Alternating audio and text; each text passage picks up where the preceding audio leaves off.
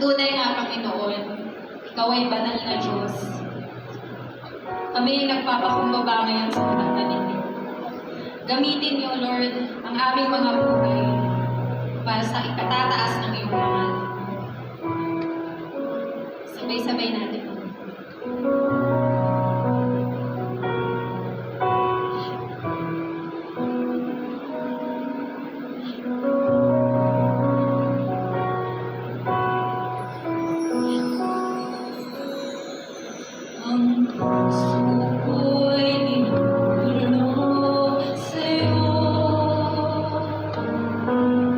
Nagpapakumbaba, nagsusumama.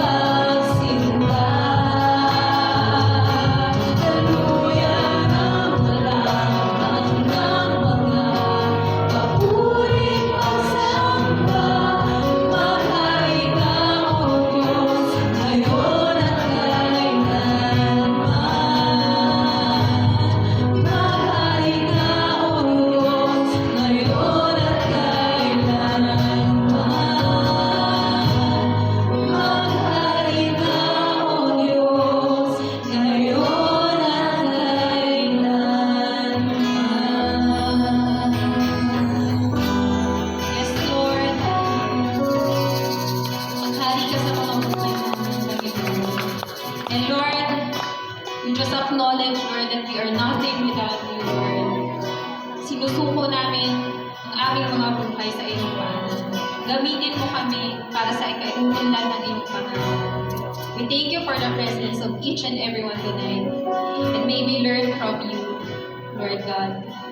And we bring you back all the glory, honor, and praise. In Jesus' name, we pray. Amen. We may all take this.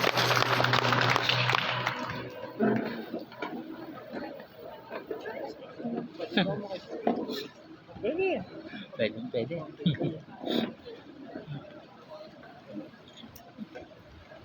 Baru ako uhog eh. Hello. Ayan, magandang gabi po. Welcome po sa ating Wednesday Bible Study. Magandang gabi po. Maulan na gabi. Ayan. So let me prepare my slides.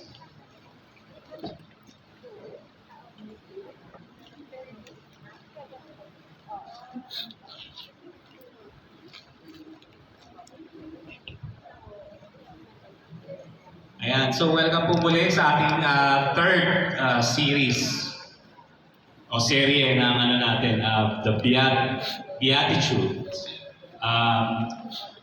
Remember po last time na una po natin is blessed are the poor in spirit.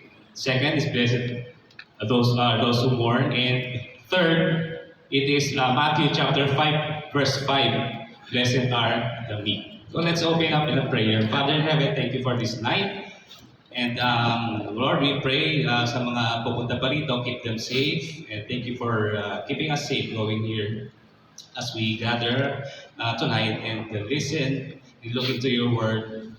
And Lord, give us open heart and open mind tonight as we receive your word. This we ask in the mighty name of our Lord Jesus Christ. Amen and amen. So let me read yung ating passage for tonight in Matthew chapter 5, verse 5. Blessed are the meek, for they will inherit the earth. Yeah. Okay. As we start, naalala na po yung ibig sabihin ng blessed, no? Having God's favor or God's grace and filled with joy. And that's the we get if we are in this passage is if we are meek, or in other translation ito po ay gentle. Yeah. Blessed are the meek. And ano po ba yung ibig sabihin nung meek? And gaano po ba ka-importante being meek? So if you will let me share, if you will observe. Ano yung nauna sa verse 3? Blessed are the poor in spirit, for theirs is the kingdom of heaven. So Jesus started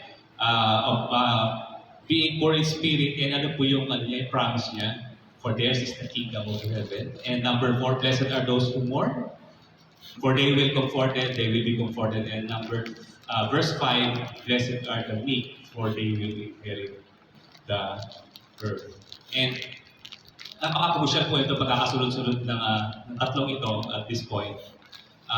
Kasi firstly, we should first acknowledge that we are poor in spirit. We are sinner in need of God's grace. And number 2, we should experience deep grief over our sin. So yan po yung yung sequence of event na dapat nagmamanifest sa atin. And the third is what we will discuss or study today, the meek. And when we are already humble, we acknowledge that we are sinner and we are humble. And we are mourning over our sin. And next is we should humble ourselves before God and before others.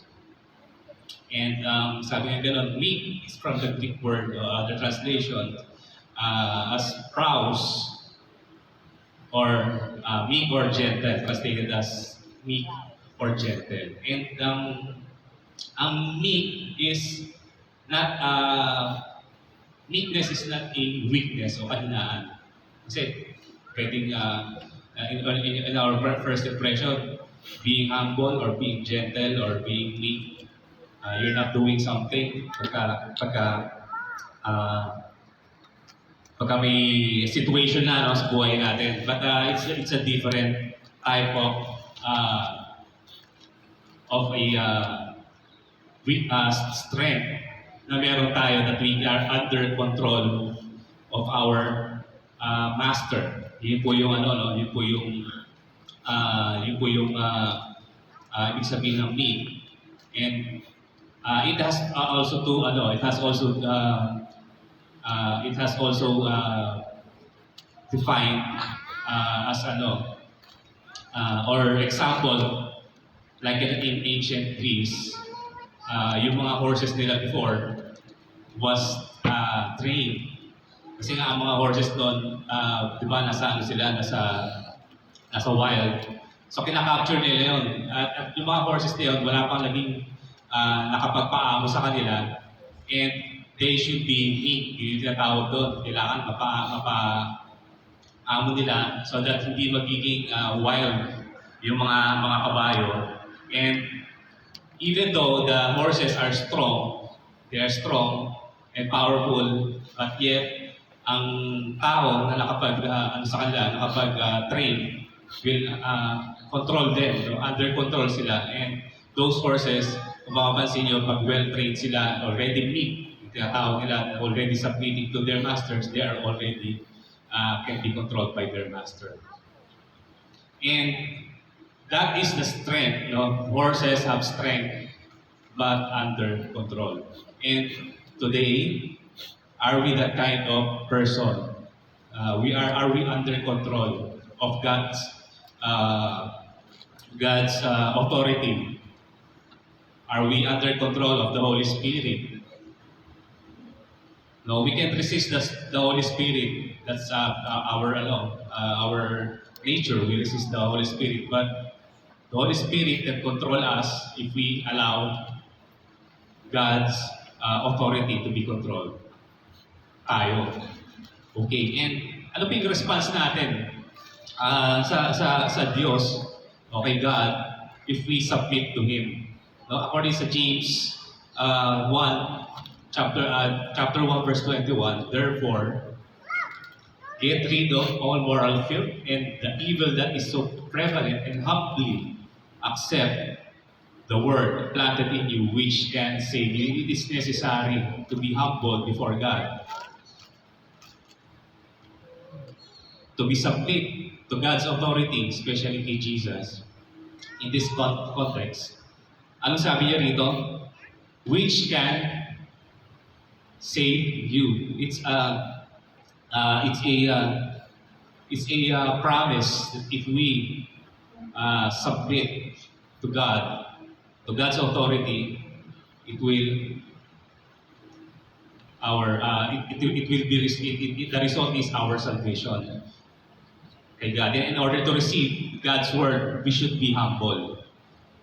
And we must have a meek heart. Yun po yung character, no? We should have a meek heart or gentle hearts that we need to submit.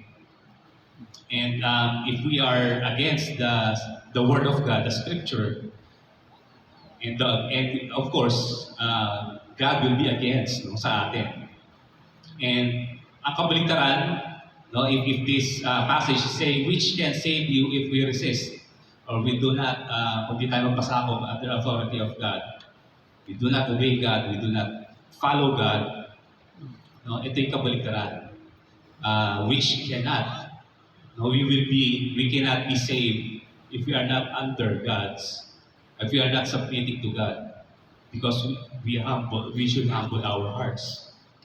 And in fact, kailangan natin yung meekness, no, yung willingness to submit so that we can understand the scripture. How can we know God if we resist the word of God? Well, God's will always defined in a scripture. Ano po ba yung heart ng Panginoon? And if you remember, no, Jesus also have this kind of character of heart, being meek. And how about dealing with other people. The dealing with God is so we should take it seriously, revere God, no, that God is sovereign over our lives. And how do we deal with other people? Being meek also applies to other people. And Paul urges being meek, and he told us to live a life worthy in Ephesians 4, chapter 4, verse 1 to 2, as a prisoner for the Lord. So we are already Christians, so we are already believers here. And we should be like this as a believer or servants of Christ. We are already, this is expected po, no? We are already submitting to Christ. We are already servant of Christ. No, I urge you to live a life worthy of the calling you have received. Be completely humble and gentle. Be patient, bearing with one another in love. Yeah, so very clear. Be completely humble and gentle. Be patient with one another and in love. Another example na nabigay sa atin ni Paul. Therefore, as God's chosen people, holy and dearly loved. Now, if you will notice, no, this should be, it is the sign of a believer, individual believer. If we acknowledge, if we submit to God, automatically ito dapat yung ano natin, ang response natin. First, response natin kay God, and secondly, ang response natin to others. Sabi ka lang, clothe yourselves with compassion, kindness, humility, gentleness, and patience. Again, bear with each other and forgive one another. If any of you has a grievance against someone, forgive as the Lord forgave you. So very clear, no? For every believer, this should be the character. Be gentle, even though other people may, give you headache, sakit ang ulo, and mahirap i-deal yung person, especially inside the church. Do you experience that kind of people? Mahirap kausap? Sila bang mga na-experience yung gano'n? Yeah, even inside the church. And what Apostle Paul reminded us, no? Sabi gano'n, clothe yourselves. Yung iba, sinasabi gano'n, pwede ko pa rin, no? Kubarin ko kayo pagkakasyano ko, kasi naiinis ako. At pwede suotin ulit, no? It's not that easy. Na-misplace. Hindi ganun kadali. Itong nire-remind sa atin. But this should be our lifestyle. No? Ito po ang ating calling, according to sa previous passage. We are called to be holy. And ano po ba ang character? Isa pa character na example na binigay sa atin from Matthew chapter 5. Verse 13 to 41, I know you are familiar with this. You have heard that it was said, eye for eye and tooth for tooth. 39, but I tell you, do not resist an evil person. If anyone slaps you on the right cheek, turn to them the other cheek also. Sige, subukan po niya yung katabi niya. Kung ihaharap niyo ako. Hindi, joke lang. Literal. Yeah. So nakita ninyo, no? Christ is teaching us how to demonstrate to being meek, being gentle, being humble. And it is very, kabaliktaran, no? In the old days in Israel, no, pagka sinabi kaaway mo, kailangan tawag doon, pag ang kaaway mo, dapat kalaban mo. But in this teachings ni Jesus, it's very radical, it's very different. And sabi ka lang, if we continue, if anyone wants to sue you and take your shirts, hand over your coat as well. So, your shirt is, considered as undergarments. Yun yung mga manipis. So, you have the coat outside for your another layer of protection sa katawan. And verse 41, if anyone forces you to go 1 mile, go with them 2 miles. Ito, magugustuhan to ng karamihan. Kasi hindi lang naman ikaw mag-isa, no? Sasama mo siya. Ayan. But you see, no, what kind of character ang gusto ma-develop sa atin ng Panginoon.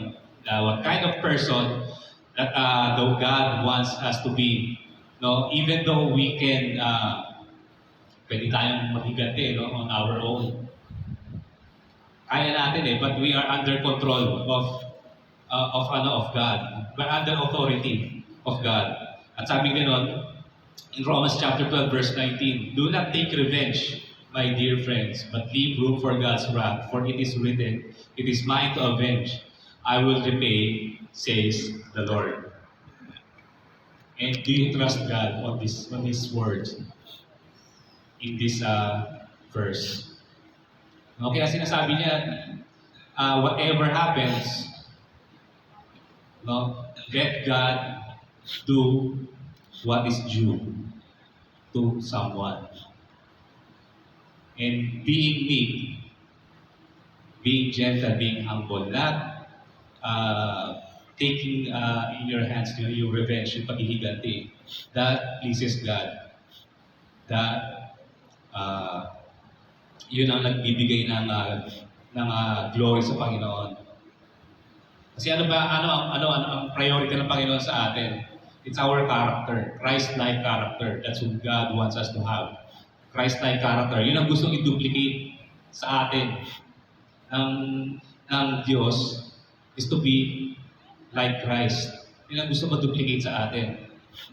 Pag nag-character ng Panginoon, yun ang character natin. That's continuous natin, progress. And we should remember being meek, humble, and sabi nga will inherit the earth. And in 1 Peter chapter 3, verse 15, believers are also called to share the gospel message in gentleness and meekness. Sabi nga but in your hearts revere Christ as Lord. Always be prepared to give an answer to everyone who asks you to give the reasons for the hope that you have, but do this with gentleness and respect. Sino po ba dito sa inyo ang mahilig makapagdebate sa scripture? No comment. Sino ba yung mga active sa social media? Nagko-comment. Mali yung interpretation mo, kapatid, sa verse na yan. And you start to correct that person. And that person will rebuttal, no? Hindi, ito ibig sabihin niya, and nagkakaroon na kayo ng division, no? And especially Christian, parehong Christian, it happens, no? It happens. And that is one example, no, na dapat hindi natin ginagaya. We should respect the person if that is his view, to pray for that person. Kung mali yung interpretation niya, you may ask him, brother or sister, paano mo nasabi na ganito siya? So that I may understand. And respect. So that's number one. Pray for him, and if you know that mali yung understanding sa scripture, you may share the true gospel sa kanya. No? Yeah. And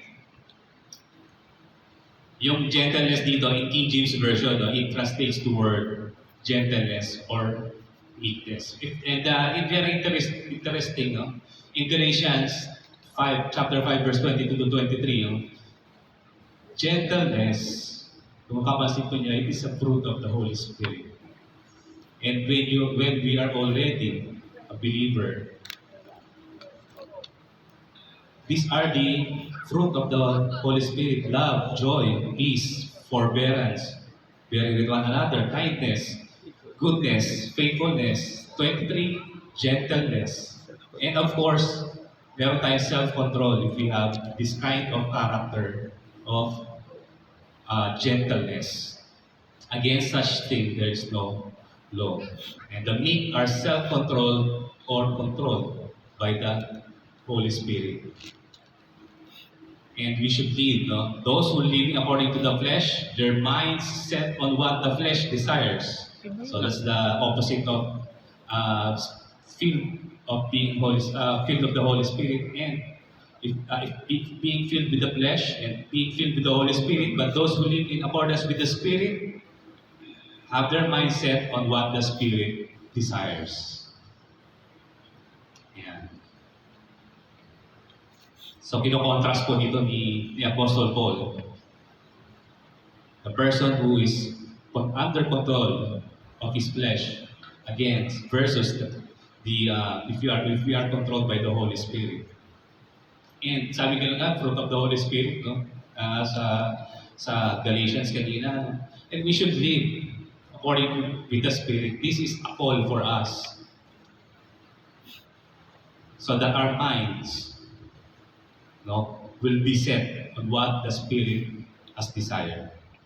And there is a problem, no, if we neglect o hindi natin to bigyan ng halaga, ng pansin. And it causes trouble sa atin. Even in Proverbs chapter 17 verse 14, starting a quarrel is like a breaching a dam, no? Sinisira natin yung dam. O pinapakawalan natin yung dam, yung tubig. It bursts out very, very heavy, no? Yung pressure. So drop the matter before a dispute breaks out. And it doesn't mean na umiiwas tayo sa debate, umiiwas tayo sa gulo, umiiwas tayo sa nakikita nating problem, no? It doesn't mean that we are afraid already. It does mean we are controlled. We are controlled by the Holy Spirit. We are submitting to the Holy Spirit.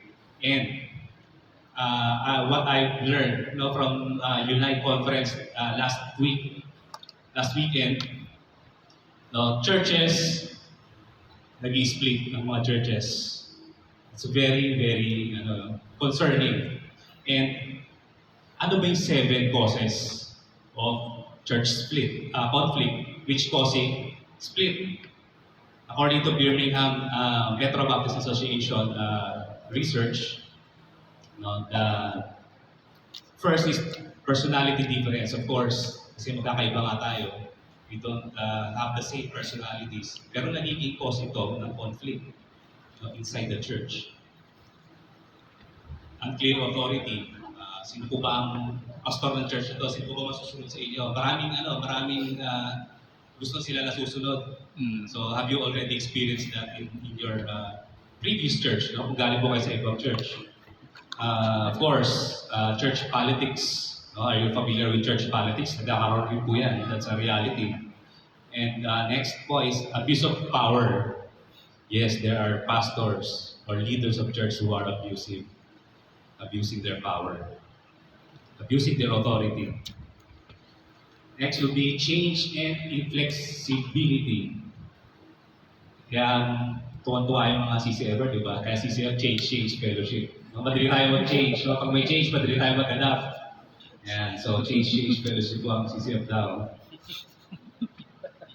Spiritual and emotional immaturity. No, this is real. This is real. Magkakaiba tayo ng spiritual maturity, emotional maturity. And yun nga, nire-remind sa atin. Bear with one another. Because we should expect people are all different. And lastly, pride is the number 1, which is the opposite of humble, meekness, gentleness. This is the number 1 cause of church conflict resulting to church split. And sabi nga blessed are the meek for they will inherit the earth. So, inherit is something that we do not deserve. Hindi natin ito pinagtrabahuan. Ito ay pinamana sa atin, ibinibigay sa atin. For example, yung pamana sa inyo ng magulang ninyo, real estate, kayamanan. So, hindi yung sa atin galing. It is given to us. And sabi inherit the earth. And there are 3 there seems to be three aspects. No? There are the future aspects, and one day, pagdating ng Panginoong Jesus, He will give the word again to the meek. No? Yung pagdating niya, kaya second coming.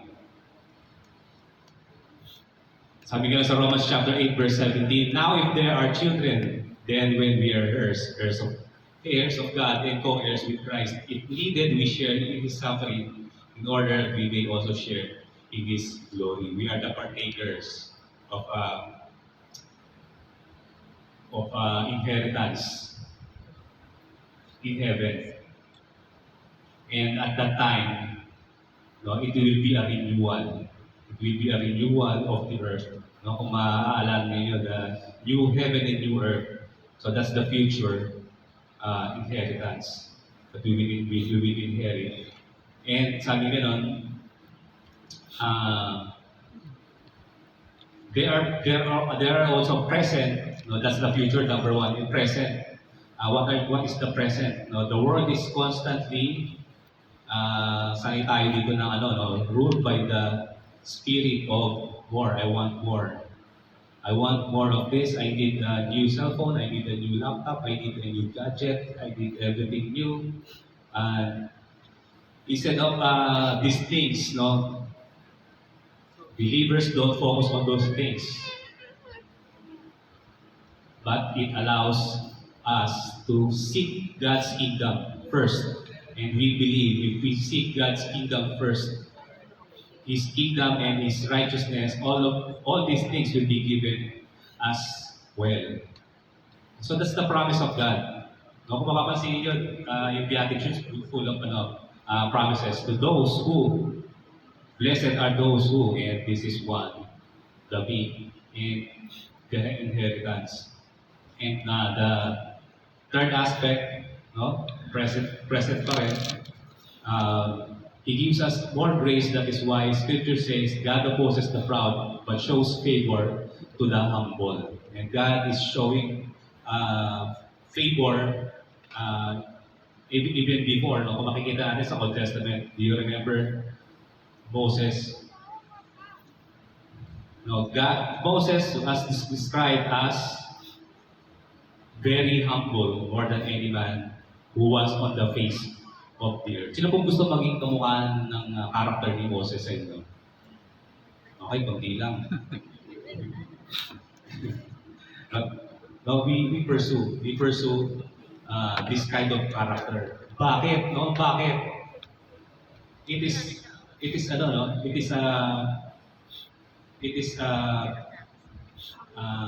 tinatawag natin that we should, if we want to be with God, kingdom in heaven, we pursue this character, meekness, gentleness. Joseph, for example, saan siya nagsimula nung una? Naging prisoner siya. Eventually, he became second to Pharaoh. And God provided beforehand, provided this all the way going to this position kung nasaan si Joseph. We thought that everything is problematic along the way, but this one gives us the picture of what God can do. And even in the life of David, eventually from shepherd, naging king, naging king siya, and yung inheritance of if you will inherit the earth, lahat ng ito is lahat na nangyari sa kanila were all provided by God. Without God, Moses will be no one. Without God, Joseph will still be a prisoner. Or and David, without God, maybe David cannot, hindi niya matatalo ang si Goliath. And all of this, God has purpose, and God will provide for us. And that is what is available what is available here on earth, God will use so that His purpose will be fulfilled. No, example lang for these people in the Old Testament. All God's purpose all fulfilled no, sa buhay nila. And as we close, no, sabi ganun, you're familiar with Charles Darwin, only the fittest will survive. The world says it is the world standard that you should be proud, you should be tough, you should be aggressive so that you can survive. Only the fittest will survive. But Christ says it is the meek, the one who submit to God, the one who submit to God and trust to Him and depend Him. It is those who humble themselves for their master and submit to His leading who will inherit the land. And are you one of the meek? So that's the question. And are you the one who will inherit the earth? Okay, our discussion question. Number one, what are some challenges that I might face in trying to be meek? Number two, what are some specific ways that I can show meekness in my relationships with others? And how can I develop a meek and humble spirit so that I can trust and obey God more fully? So, you may discuss with your table. So, I'll get back to you from there. Ito ulit. Gusto ko na.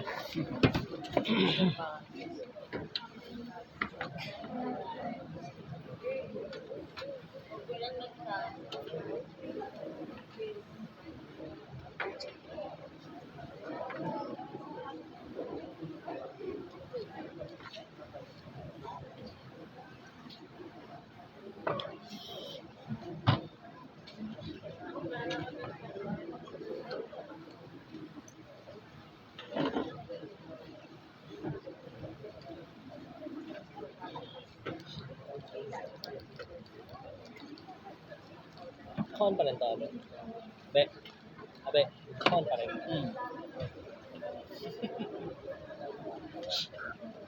Tuloy lang yung recording.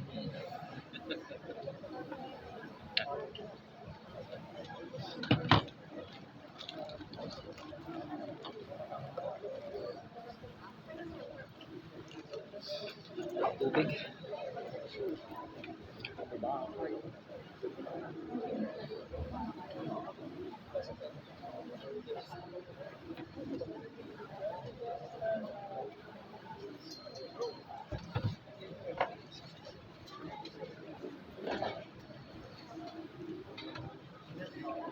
Ito lang. Saan Mateo? Yes, kaya lang yan. Opo. Pero sa ano pa? Dulo ka. Ano kaniwa? Pagbaba mo ng mga.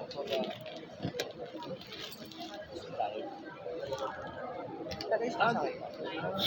Malapit sa contact.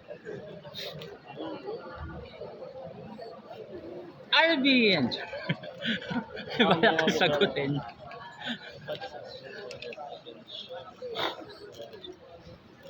Parang ano mo yan lang, 40 mo yan sa work mo everyday, di ba?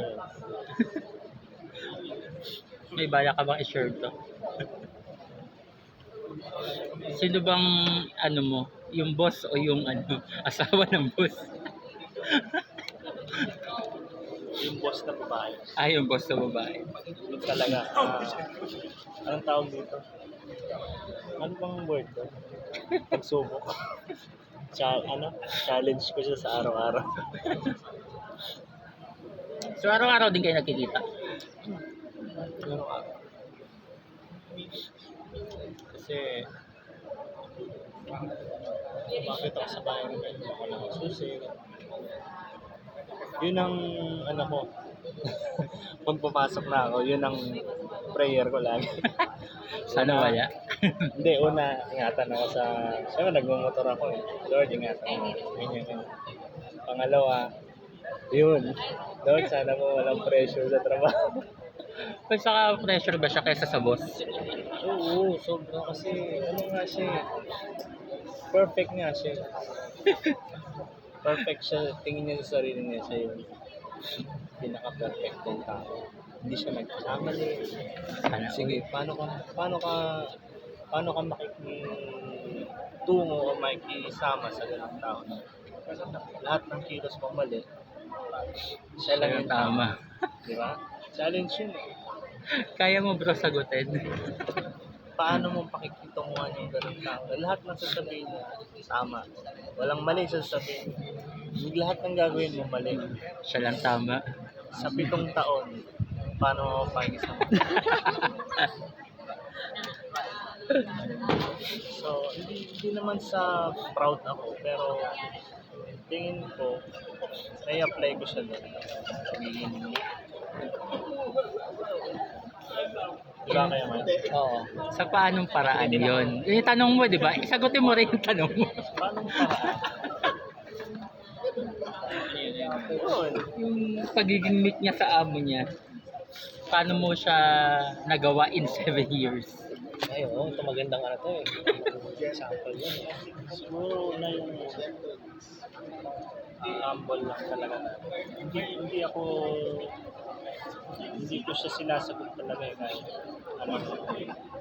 anong taas niya, hindi talaga ako sumasagot. Kahit saan naman eh, kahit hindi talaga ako sumasagot. Pero yung level ng boss ko, ibang ano yun. Pero na-apply ko pa rin doon yung pagiging ano lang, kalmado, tsaka yun, humble. Kasi pag nilabanan mo yun, yun na yun eh, yung sinabi ni Kuya Alex, yung parang sinira mo yung ano yun, tuloy-tuloy na yun. So never mo pa talaga siyang nasagot. Sumagot ako ng maayos, pero yung palaban, kaya tingin ko sa loob ng 7 taon, sabi ko nga sa kanila, paano mo pakikitunguhan yung tao, siya yung laging tama, lahat ng sasabihin niya tama, lahat ng sasabihin ko mali, lahat ng gagawin ko mali. Yun yung sinasabi sa akin. Paano mo pakikisama ng ganyan tao? Ikaw, digital leader. Biglang pasok. Hindi. Mukha naman na ano niya naman eh. It works naman eh. Siguro hindi lang, di ba sa umpisa siguro yun nga. Parang, ano man naman sa experience niya naman, parang, Lord, ano ba ito? Parang ano naman, mahirap isipin mo naman. Ayun, talagang sabi naman talaga mahirap. For 7 years sabi niya nga. Pero, tinaman naman niya naging bunga. Di ba last na nakipag-usap ka nga sa kanya regarding sa schedule mo, nung talagang, naman sa kanya yung concern mo. Diba, kumbaga somehow, nakita niya yung importance mo, nakita niya yung pagiging ano mo na kumbaga siya na mismo yung nagpakumbaba na rin siya. No? Parang, sige, para lang to keep you. Sige, willing ako mag-compromise. Diba? Kumbaga, kung tutusin, pwede siyang maging pwede siyang maging, alam mo yun, kung sasabay niya yung pagiging, sabihin natin, di ba, yung pagiging, niya kapag mataas ka, pwede sabihin, edi umalis ka. Yung pakialam ko sa'yo, pwede kitang palitan. Parang ganun kadali yun sa kanya.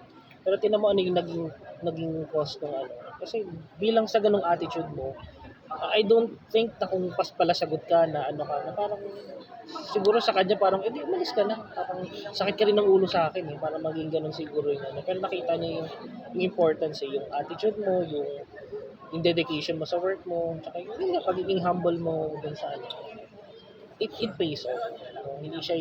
Hindi mo kagad kasi makikita yung yung resulta ng pagiging ng pagiging humble mo. So all things work. Siguro. Ayun. Sa'yo bro, Number one, may mga Pagkatapos challenges that I might face. Siguro challenges na rin. I guess yun nga, di ba, nabanggit kanina yung number one na cause ng division ng mga churches is yung pride. Ako personally, alam mo yung minsan parang hindi mo maalis sa sarili mo na talaga andun pa rin yung pride mo na parang especially if you're on the position na medyo mas mataas yung position, parang ikaw yung, ba't ako ba't ako magsasubmit, Parang team leader ako, parang gano'n. So parang ikaw, ano ka dapat? Kung ano yung ano mo, kung ano yung gusto mo, ito na dapat, wala ka na. Pero one thing that I've learned is hindi ka makakakuha kasi kumaga hindi mo manage ng maayos yung team mo kung ikaw lang mismo yung kung ikaw lang mismo yung masusunod. If you would humble yourself, mas magkakaroon ng engagement, mas magkakaroon ng open communication kasi nakikita nila na you listen, na gentle ka, hindi ka yung tipong pag may sinadya sila, ha? Para namang tanga naman yung mo, tanga naman yung suggestion mo. So, don't block, huwag kang mag-block ng mga nila. So, yun, talagang set aside mo yung pride mo. Tsaka sobrang helpful talaga ng pagiging gentle and pagiging humble. Parang, pare-pares naman tayong kumbaga, above everything naman sa natin is Christian muna tayo bago kung ano man yung ginagawa natin sa buhay. Set aside yung pride talaga. Hindi mo na ako sasagot yan. Ikaw bro, sapul ako eh. Number 2 na lang. Number 2 na yun. Problem kaya sa previous church talaga eh. Kaya katapos ng debate. Siguro, what are the specific ways that I can show weakness? Siguro, kasi ako, before ako mag-judge sa isang tao, before ako mag-judge sa isang tao, I always take time before mag-judge sa tao. Mag-isip muna before mag-judge sa isang tao. Kasi yun nga parang sa word ni Lord na parang sa yung slow to anger or something na gano'n, na parang anong verse? James, something na gano'n, na before you judge the people, parang mag-think ka muna or something, deep breath or something na gano'n, para mag-iisip ka muna pag judge ka. Kasi pag hindi ka mag-iisip muna kung ano yung nangyari or something na parang direct ka kaagad mag-judge sa isang tao. So parang sa atin, di ba? Parang sa isang tao or something na sa boss natin na palaging yun nga sa kanya na ganon. Pero yun nga, parang intindihin mo yung situation muna or intindihin mo yung isang tao before make a judge for it. Ganon kasi ako. Before ako mag-speak or something na i-judge yung tao, yun muna. So hindi ka talaga magagalitin? Magalit naman, natural. Kasi we are human naman. Pero yun nga, it takes time before judge the people. Paano ka magalit, George? Galitin mo na Try mo makita mo. Sample ah. Thank you sa sharing bro. Punta tayo sa pinakabata.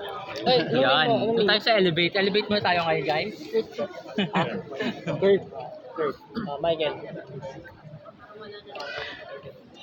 Ikaw bro, any number from 1 to 4, 1 to 4, 1 to 4.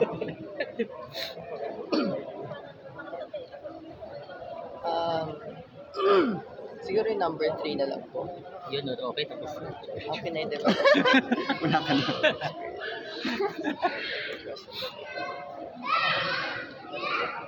Siguro, it takes humility and self-control. So, humbling yourself is already an act na tinatrust mo po si Lord. Kasi, of course, pag naging humble ka, hindi mo naman alam yung pwede mangyari. Kunyari, nag-away kayo, naging humble ka na lang. You trust God na may plan siya. Hindi siya, basta it's an act of trusting God kasi yung pagiging humble, trust His ways. So, self-control more on. Makes sense. Father Abraham, may gusto kang i-share. Huwag mo tignan yung camera, kunyari wala. Pero ano na una? Weakness o humility? Which comes first? Humility or meekness? Siguro humility. Para connect naman Sa pool na naman. naman. Sabi na may connect yan eh. Kaya hindi na ako sasagot eh. Additional, pambal sila.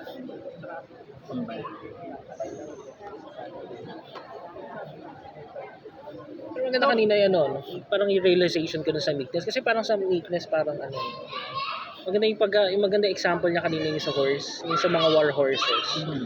Despite na kaya naman nila, na malakas naman sila, pero kumbaga parang, saan ko ba na ano yan, napanood yun? Parang siguro nalala ko yung sa One Piece na episode eh. Basta yung sa Sino ano, yan? Pang ilan yun siya? medyo una-una pa eh. Yung parang, yung may part doon na may dream kasi sila. Tapos parang inaasar lang sila na parang yung sinasabi nyo kalokohan lang yan.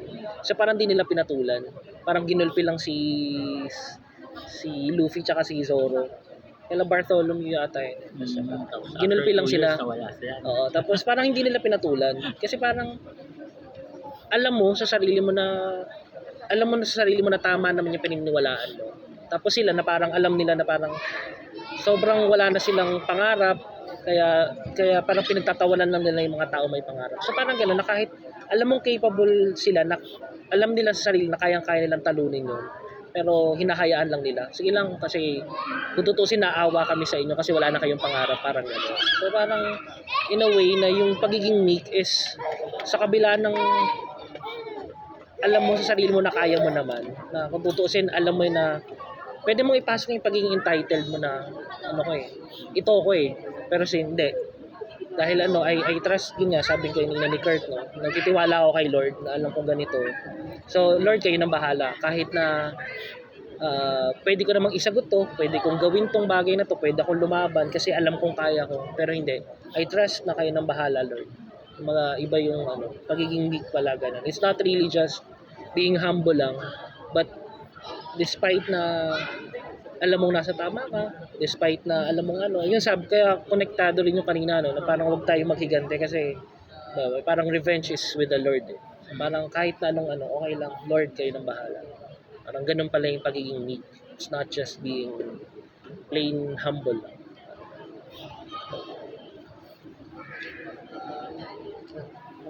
Naligaw ka. Ang layo na narating mo. Nanamnam ko yung sinasabi mo. Ikaw, Daddy.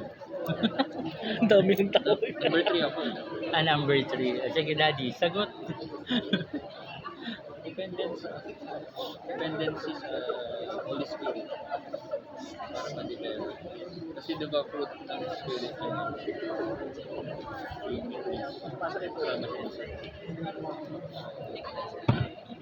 Meron sigurong gawin sa kanya. Kasi ako yun yung very witness.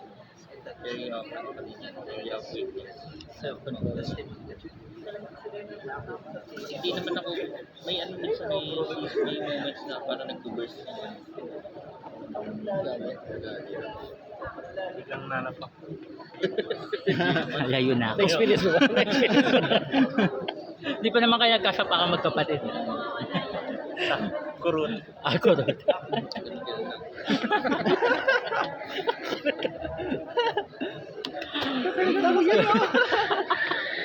Hindi, nagagalit na ako. Alam mo kung bakit? Mga bata kami. Madadagdagan lang eh pag nagsuntukan ka. Palo lang Parehas kayo. lang kami. Palo lang yun. Regardless kung sino may kasalanan. Dalawa kayo. Kahit ikaw may kasalanan, palo kayo pareho. Lahat kayo magkakaroon. Ayun, sa dependence. Dependence. Sa akin kasi hindi ko talaga sinusubukan ko i-practice ulit yung patience and self-control. Sa totoo may pagkakataon talaga na kahit na andun ka na pero pag nakita mo or parang may tao kang naka-encounter na gano'n. Ikaw na naman. Na-encounter na gano'n. Hindi mawala yung hindi ko makontrol yung emotion ko talaga. Like nga, di ba? Okay naman ako, pero tuwing nakakausap ko siya, hindi ko mapigilan yung sarili ko na na hindi mag-react. So yun ulit yung sa ngayon, since na join niya ako sa ministry ng bata, yun na-control yung patience ko. self-control, madaling magalit. Pero tuwing nakikita ko talaga si Paul, si Paul talaga eh. Hindi ko talaga mapigilang ano, na Wala na eh. Inactive na eh. inactive na. Yung FB niya? Hindi, Ayun sa GC. Yun lang naman, pero the rest of ano, wala naman. Yun, ano, ayun na sabi niyo na nga, di ba? Humility talaga. Kailangan mo na lang magpaka-humble. Kasi pagpatulan mo lang din kasi, wala, hindi siya magpapaawat eh. Kaya yun, sinusubukan ko ulit ibalik yung yung self-control sa ganung tao. Which is, kung ano yung ko kasi sa previous church ko, ganun din eh. Kaya yung sabi mo nga kanina, di ba, kung ano mo lang entitlement mo, mas mataas ka naman sa kanila, umalis ka. So yun din talaga ginawa ko sa sa previous church ko talaga na mas matalino pa sila sa pastor parang ganun. Imbes na yung sabi ko sabi ko before imbes na yung alam mo na patatalsikan na yung pastor mo, andun ka pa rin, alam mo yung nangyayari. Pero nananatili ka yung tahimik kasi alam mo si Lord lang talaga yung may control ng lahat eh. Ayun, sa akin naman eh, forgiven naman yung previous church. Pero ewan ko lang siguro kung magkikita-kita ulit kami. Di ko alam kung ganun na ako ka tibay kapag nakita ko ulit sila. Na talagang forgiven. Kaya I ask the Lord every day na Lord, give me wisdom every day. Na sana kapag nakita ko may mga taong hindi na gano'n yung magbe-burst yung anger ko na sa ginawa nila sa akin. Ano nga sa akin. Pero ikaw ba, hindi ka talaga magagalitin? Seryoso? Nagagalit naman ako. Especially sa mga pamangkin ko kasi Baliktad ba? wag nagagalit naman ako. Pero yun nga, pag nagagalit ako, ganun lang ako. Sarap ng sa mga, especially sa yung sa mga pamangkin ko kasi parang asot pusa sila. Gumaganon lang ako. Hindi ba makuha Isa na lang. Pero hanggang sa tatlo, parang hindi pa rin. Pero ako na lang umiiwas kasi ayoko na ganun. Pero yun nga, parang maano mo yung sa sarili mo. Always remember that you are a Christian. Sometimes, kasi mag-show yan sa iyo eh. Lahat ng mga yung pinapakita mo, parang hindi vain sa kanila kung ano yung pinapakita mo sa the way you speak, the way you act. So makikita nila yan kung paano ka nagiging patient or something na parang no need naman magsapakan pa or something na physical na gamitan mo physical, but through patient, more patient pa. Siyempre din, makukuha mo yung patient by the grace of God and His Word. Kasi you always, kumbaga yung word ni Lord is parang always nag-remind sa akin. Kaya nagiging kang patient kasi parang ka sa salita ni Lord, parang na-remind. Kaya, ito pala yung word ni Lord. Balik tayo kay D-Group Leader. Kurt, baka may gusto ka mga yan. Kasi hindi, si Kurt, hindi naman may iniisip eh. Baka may gusto sabihin si Kurt. Gusto ko sagutin yung number 2. Sabi sa'yo eh. Galing. O, di ba? What are some specific ways that I can show you guys? Tatanong ko sana sa kanya. Okay. Specific ways, siguro, number 1 is surrender. Surrender natin yung pride natin. Specifically yung pride. And kasi everything will follow pag nag-surrender. And after surrendering, of course, you have to, kailangan mo po mag-plant ng seed, which magbe-bear ng fruit, which is yung fruit ng Holy Spirit. And ayun, magbe-bear mo lahat ng fruit, yung fruit ng Holy Spirit, which is love, joy, peace, patience, kindness, faithfulness, gentleness, self-control. And siguro in terms of relationships with others, you have to, parang kailangan mo rin pong mag-boss lang. Siguro pag fairness ka or katalo kayo, una, make sure na hindi ka lalaban. And pag-boss ka, i-process mo lang yung thoughts mo. Mag-pray ka lang. Ask God for help. Kasi in every battle, hindi naman natin kaya yun mag-isa. And also, Exodus 14:14, God will fight for you. Just take it. Masasabi mo ba na 100% na naisuko mo na lahat ng time mo sa Panginoon? Surrendering po kasi is an everyday thing. Hindi siya isang month, isang bagsak, surrendering. Surrendering is pagkagising mo, bago ka matulog, every day, every moment. Kasi there are battles po within ourselves, spiritual battles specifically, and battles with ourselves, the flesh and the enemy. So, asking God for help is everything. Gawin ko lang po example niya sa gabi. Yung hindi ka po sure if ready ka makita sila. You can surrender naman po to God na, Lord, I pray, Lord, na if ever man makita ko sila, I have the heart na i-accept ko sila, i-forgive sila. Help me forgive, Lord, and forget, and know that you will fight for me, you will be in control of it. Ay. Additionally, Daddy, Interviewer. Pag-acting na lang HR ba? hanapin ni Kurt. Para mag-ano na to sa HR na. Sinabi na lang sa yung daily. papaalam na ako, nasa papel na yan mga sinabi nyo mamaya. Papaalam na ako guys ha. Kasama na sa vlog yan. Kasama na sa vlog lahat ng sinabi mo. According to ganito, a wise man's one said. Hindi ko naman papangalanan. Pero hindi kita itatag, Char. Mumukhaan lang. Siguro sa number 2, makatulong din yung make a friends with a meek people. Kasi parang maka-learn ka kung paano sila maging patient, how Sinusubukan ko na nga siyang kopyahin ulit eh. Oh. Yung tipong natatawa ko yung kwento niya na nawala yung ano niya, yung wallet niya, lisensya niya. Yung asawa, galit na galit siya, parang wala.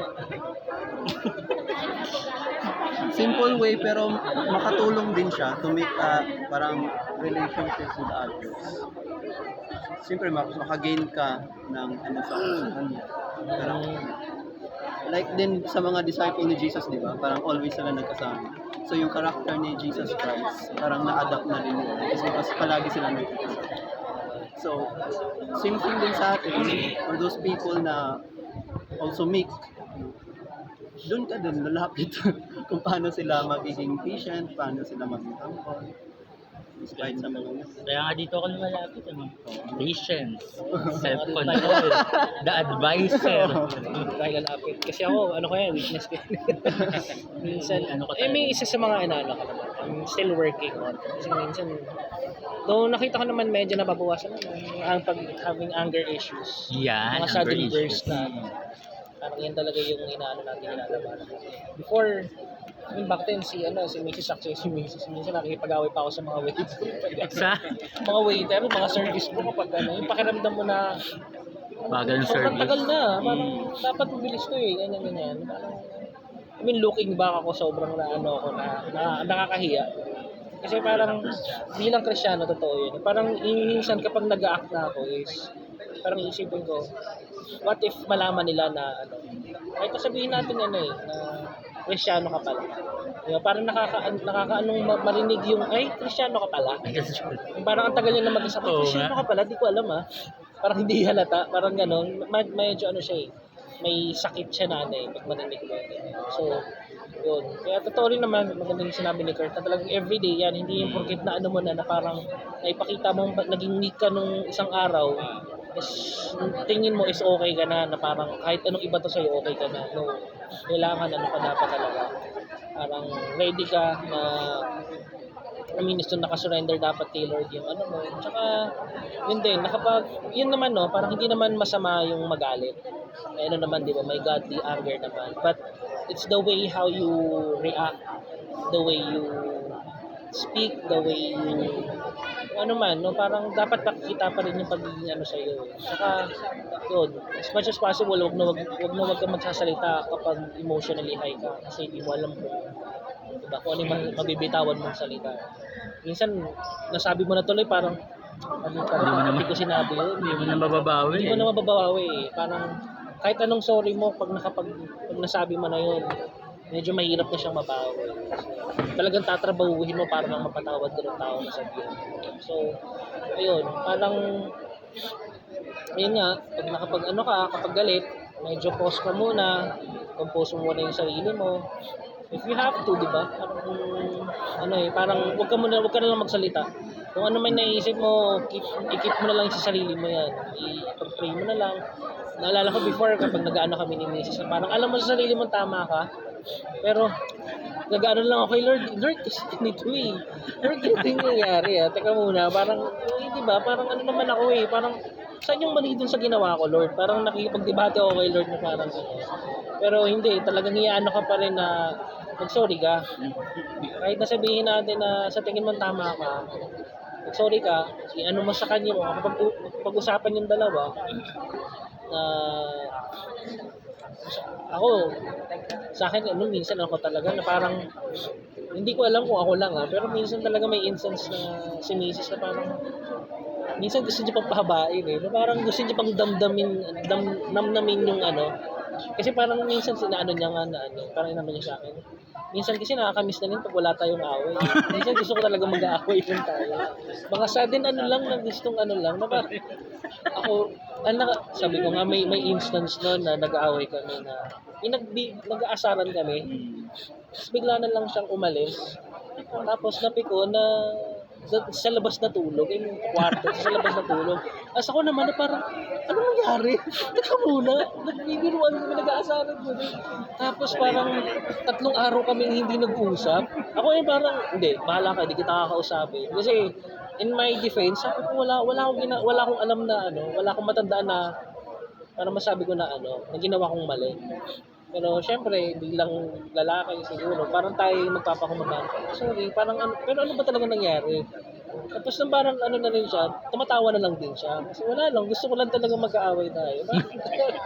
Parang ikaw, mapapailing ka na lang. Pero siguro that's one of the things na kahit nakakainis, pero one of the things na parang nakakapag-spice up ng relationship nyo. Na totoo nga naman, sabi nga nila, kapag okay kasi kayo parehas, parang nakaka-bore Kaya yung mga babae talaga. So expect mo na talaga may mga May narinig nga akong vlog kanina, sabi doon sabi doon sa vlog, kung single ka at hindi ka marunong mag-sorry, huwag ka muna mag-asawa. So practice mo muna mag-sorry, maging mapag-sorry sa babae. Kasi normally ang babae, laging tama. Kahit alam mong tama ka, sila pa rin yung tama. So kung hindi ka marunong mag-sorry, sabi doon, huwag ka muna mag-asawa. Practice mo muna yung sarili mong mag-sorry na mag-sorry. Pero pero syempre at the end of the day, once okay na kayo parehas, let's say, talk about it. Hindi pwedeng hindi pwede yung parang nag-sorry lang tapos i-brush off mo na lang, itatago niyo lang sa ilalim ng brush off under the rug na lang, no. Niyo pa rin, pag-usapan niyo pa rin yan. Na kahit na sabihin natin yun na kahit na yun yung makuha ko lang sagot na hindi, gusto ko lang mag-away. Okay pa rin na maigi pa rin na mapag-usapan mo kasi baka mamaya may opportunity ka rin talaga na dapat mong i-work. What if, hindi kasi may nasabi ka kasi na ganito. At least alam mo sa sarili mo na yun kasi talaga, may nasabi pala ako. So, parang it's one way na to better yourself na rin. In short, at least, kumbaga kung maninig mo sa kanya, hindi, gusto ko lang talaga at least kahit na medyo panatag ka kasi medyo hormones lang talaga. May ganun talaga sila, May ganun talaga. Napaisip ka, wag ka na lang mag-ano. Oo nga sabi ko, kung yung boss ko,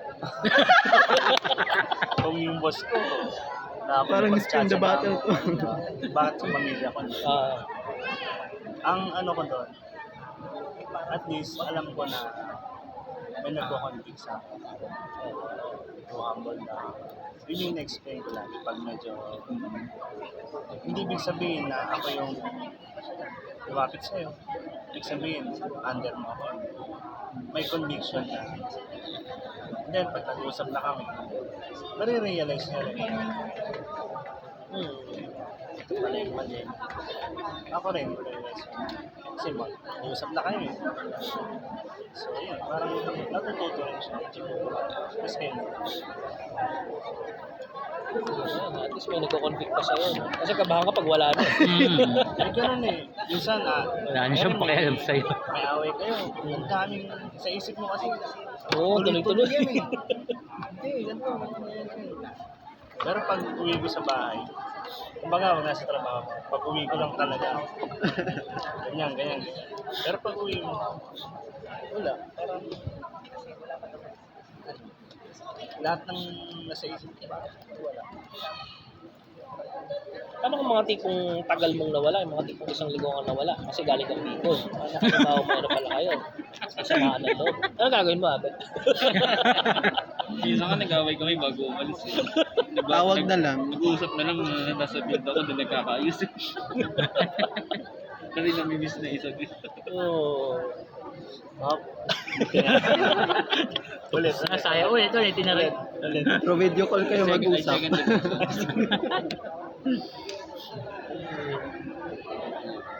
Kasawa ka ba ba? Kaya, ayun, mag-isip kayo. Ikaw, Kurt, may girlfriend ka na? Doon tayo. Ay. Safe pa siya. Wala pa siyang isi-isipin. Ay, ilan na ba? Ilan na ba? Ano ilan na ba? Ilan ba sila? Ay, ilan ba sila? Pero may ano ka, may inaay ka. O... Yan, magandang pakinggan.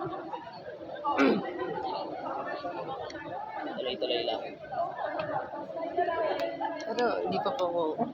Walang pala na pa. 17 pa lang po. 17. Hindi pala nagkakalayo yung mga age na. 17, 18, 19, 20, 21, 22. Grabe naman. Yes, gusto ko yung bilang yun. Sakto 21 sa akin, bilang ko na eh. Parang ganun din ito siguro. 17, 18, 19, 20, forever 21, 22, di ba? Bilang na bago pa umikot eh. Ayan.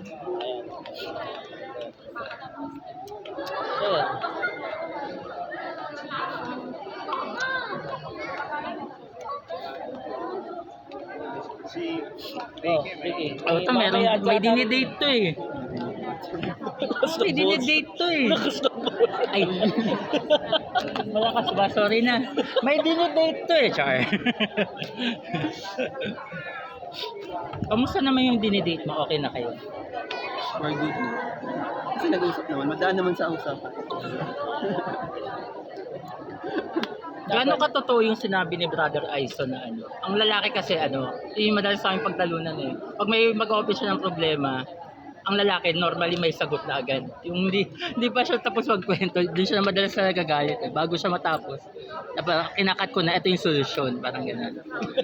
Sabi ni Brother Aison sa ano, sa GLC 2. Normally kasi ang lalaki, bago habang nagkukwento pa lang, problem daw nila mag-asawa din yun eh.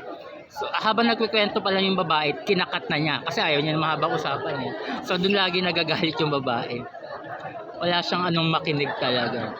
Hindi na rin namin pinagtatalunan. Normal naman yun eh. So learn to ano na lang, listen. Learn to listen muna. Kaya nga sabi, parang sa James 1:19 yata yun, na let every person parang mag-hear, slow to anger, slow to speak, something na gano'n. Parang, ay, iwan ko. May ano nga ako na parang ang sabi, kapag yung halimbawa yung babae mag-open up, sabi, parang ano daw, magtanong ka na rin. So anong gusto mong ano ko?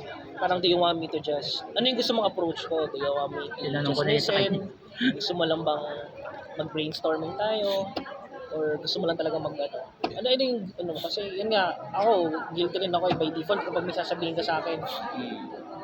Totoo, hindi ka pa tapos nag-iisip na ako anong pwede natin gawin dyan. Hindi na process na natin yan, ano gagawin natin dyan. So, yun nga, yun din yung ano ko kasi parang nalaman ko rin naman sa Modern Family na panood ko na isang episode. Na parang ang babae, minsan gusto lang talaga nila gusto lang nila ng kakampi, gusto nila ng papakinggan lang sila, hindi laging problem solving ang gusto nila. Ready ka na? Kayo, maraming kwento yan. Ha? Naka-video ka. Mabait siya. Naka-video ka. Maraming kwento daw. May sasabihin ka, Ben. Dapat kayo mas madaming kwento kasi madaming karanasan na. Oo, tama. Oo nga. Dapat yung may ano eh. Maraming sasabihin sa inyo. Kahit pagod na kayo, kailangan nyo makinig. Yes. Tama. Pag Hello? tinulungan na, Yes. Sanay na sa akin. Sa oras ng tulog. Pag sinabi niya, mamaya may kukwento ako sa'yo. Pag di mo naalala yan. Magaling sila sa dates. Oh. Matanda. Hirap naman. Sa lalaki. Ako, hirap ako mag-multitask. Minsan naglalaro ako. Tapos may kikwento siya. Tapos hindi ka naman nakikinig. Kasi may ginagawa mo eh. Ewan ko, I'm not sure kung babae ata yung mas sanay mag-multitask. Lalaki kasi ako, personally ako, parang hindi ako ano eh. Parang Talagang usually, pa-isa-isa lang muna babae. talaga ako eh. Kasi dapat, Although madali akong ma-distract, yun ang problema ko. Diba? Ikaw, ano mo sa Parang siya nagkikwento daw. Oh, yun na isa. Ano ma-add mo? Kwento, game. Balik tayo sa Diglo Play. Okay na eh, okay na ako. Okay. Ay, may kikwento daw sa Alvin eh. Si Kurt. umaayang. Okay,